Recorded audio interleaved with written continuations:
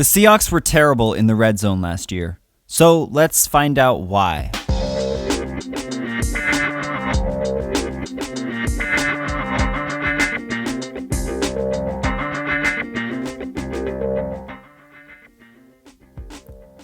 Hey 12s, welcome in.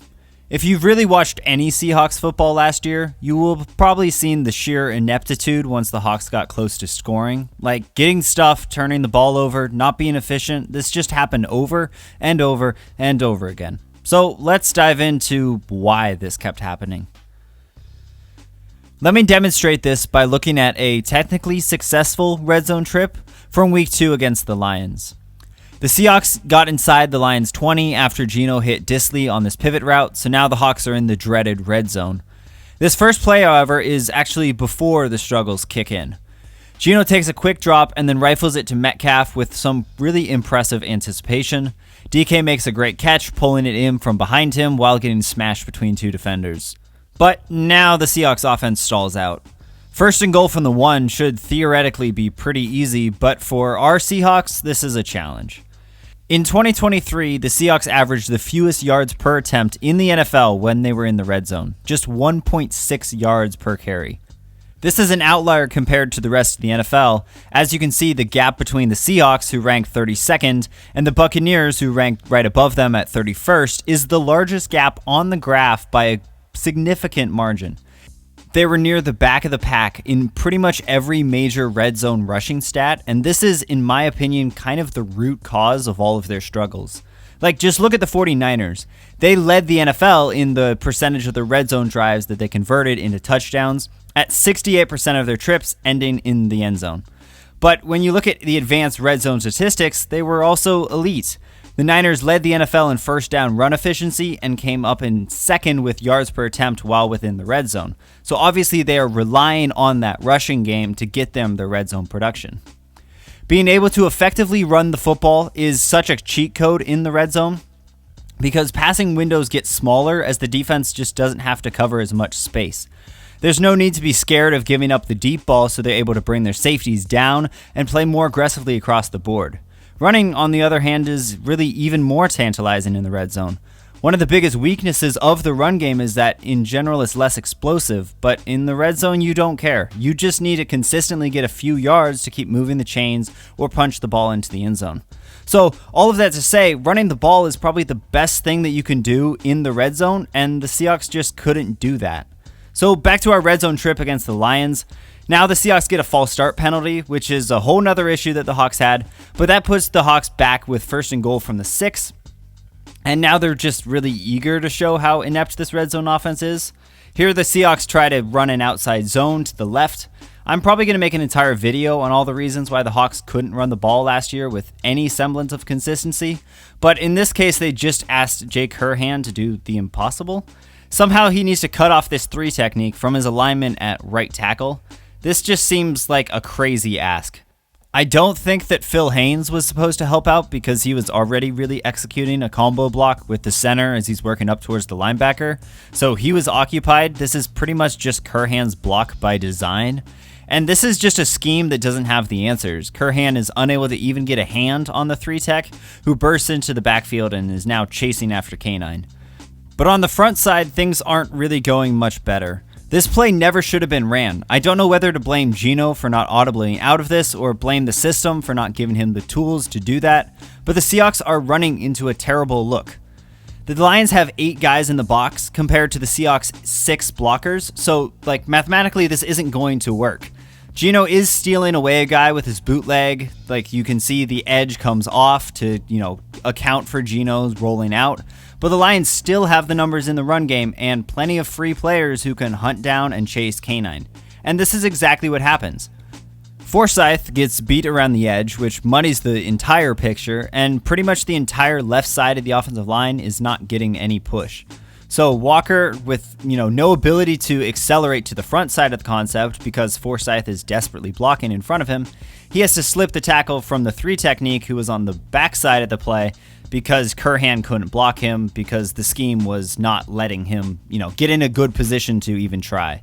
So after somehow escaping the tackle attempt from the 3 tech and sprinting past the run side, edge defender, Walker gets hammered by CJ Gardner-Johnson because remember, we're at a numbers disadvantage. Like, this is so many different mistakes, both from a scheme perspective and from a player, guys not being able to effectively make blocks just on this one play. There's so many mistakes.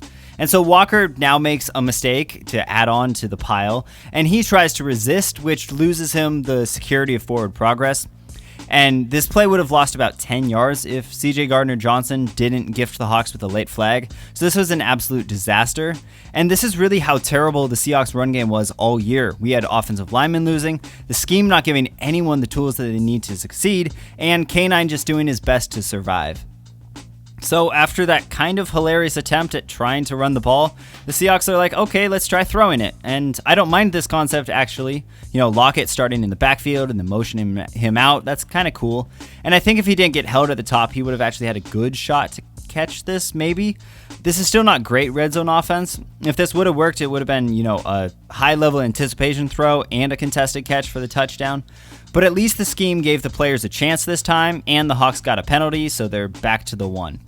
So with that penalty, the Hawks are back first and goal from the 1, and now they come back with a mid-zone run call that's not blocked very well, almost no push from the offensive line. Raise your hand if you've heard that before.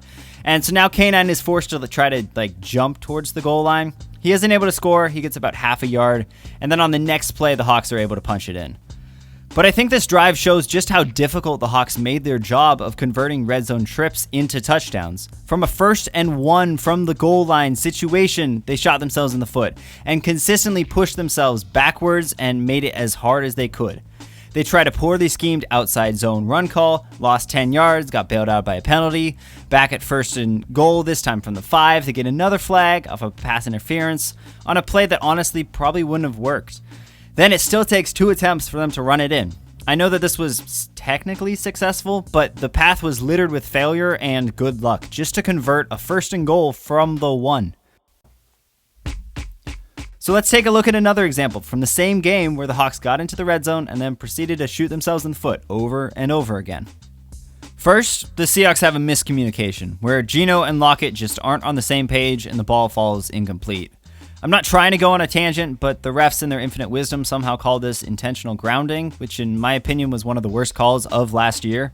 Intentional grounding per the rulebook can only be called when the quarterback is facing, quote, imminent loss of yardage because of pressure from the defense. So not only is Geno not in any way under pressure here, but isn't the name intentional grounding implying that it has to be intentional and not an obvious miscommunication? All right, but back on topic. So after losing 10 yards and the down to this penalty, Geno now has nothing open by the time he has to leave the pocket, and he's able to run for about 15 yards, setting up a 3rd and 5. On that 3rd down play, Geno scrambled for 7, picking up a very valuable 1st down, but the Seahawks, never really missing a chance to shoot themselves in the foot, lined up in an illegal formation on the play because JSN and DK were both off the ball when one of them needs to be on the line of scrimmage to cover the tackle. For the record, I don't know who should have been on the ball. It doesn't really matter, but both of these guys are too good of receivers to be making that mistake. So now, backed up to 3rd and 10, I'm going to say that the Hawks got lucky. If you want to call this good scheme, I can't prove that you're wrong, but to me, the corner is just kind of lost up there and isn't playing aggressively enough. It looks like he's trying to read JSN and Fant to the inside, but he's the only guy who has any chance of guarding Lockett on this play.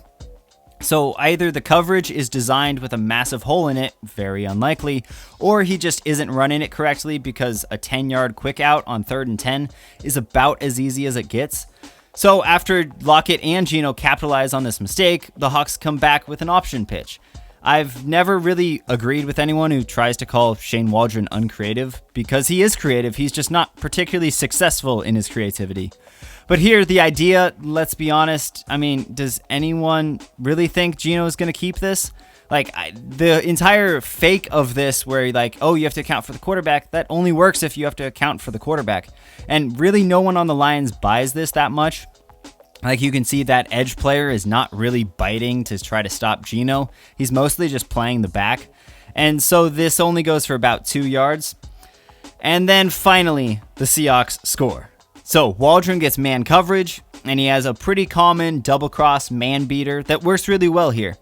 I want to point out how many people had to do their jobs on this play just to make it work, though, just to highlight how difficult it is to score in the red zone when you can't run the ball. The offensive line finally gave Geno protection. Lockett ran a great route and made the tough contested catch off of Geno's beautiful touch throw. And you had to get the right call and the right look from the defense to be able to run this. So yeah, the red zone is very hard, and the Seahawks tried their hardest to make it even more difficult for themselves. The narrative that Geno is the reason why the Hawks were so bad in the red zone last year is, in my opinion, one of the most ridiculous. He had a pair of painful red zone picks, which that's about typical as guys like Lamar Jackson, Patrick Mahomes, CJ Stroud, Josh Allen, Joe Burrow. They all had 2 picks as well in the red zone. I'm not going to say that his statistics were good in the red zone because they honestly weren't. Geno was at or near the bottom in pretty much every major statistical category. But I think this has more to do with the scheme than Geno. As we've seen, it doesn't seem like he gets any help from Shane Waldron or from the run game, and it leaves him having to try to compensate for everything. His statistics are bad because he's trying to throw, crazy throws because we can't score any other way. I've watched all of the Seahawks 2023 tape, and there were very few times when I felt like Geno was the reason why the Hawks were failing in the red zone. Pretty much every time it was, no, we can't run the ball, and Geno is, actually compensating, and he's actually good in the red zone, in my opinion. That is not in any way a weakness of his game. It just looks like that because the entirety of the surrounding cast that he has is not great in the red zone. Excluding the wide receivers, they're pretty good in the red zone. But the scheme and the run game and the pass protection is just abysmal in the red zone. The lack of a few basic run calls that can pick up yards and no creativity in the passing game that is effective is, to me, the biggest issues that have to be fixed in 2024 to be able to score in the red area. They had the worst red zone rushing attack and very little in the way of schemed up plays, which made them lack production in the red zone and hampered the Seahawks in 2023. This has to be fixed in the upcoming season. Thank you so much for watching. Let me know your thoughts in the comments, where I got it right, where you disagree. I will be moving towards more NFL draft content in the coming weeks, so please like and subscribe so you don't miss that. As always, there's a link in my description to my Patreon if you want to support me. I really appreciate it. And again, thanks for watching, and I will see you in the next video.